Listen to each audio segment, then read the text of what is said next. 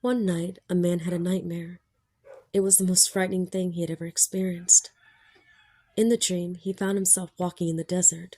Somehow he had no idea how he had gotten there, but he knew he was lost and alone. When he looked down, he realized that he was carrying a machete in his hand. The long, cold steel blade looked razor sharp. The sun was beating down and the heat was intense.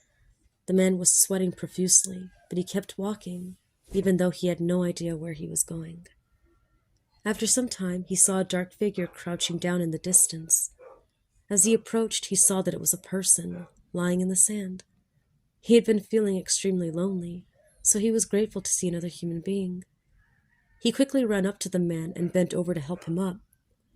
However, when he turned the man over, he took one look at his face and recoiled in horror. He was looking at himself. In that instant, he was so overcome with fear that he raised the machete above his head and, without thinking, hacked the man to death. Horrified by what he had just done, he dropped the weapon and started running through the desert, trying to get away as far from that place as possible.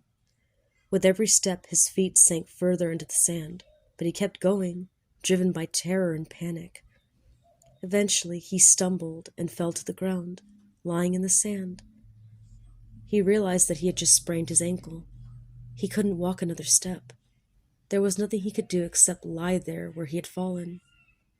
After a while, he looked up and saw something in the distance. It was the figure of a man approaching across a wide expanse of the desert. As the man approached, he waited until he could see his face clearly. To his horror, he realized it was himself, and in his hand he was carrying a razor-sharp machete.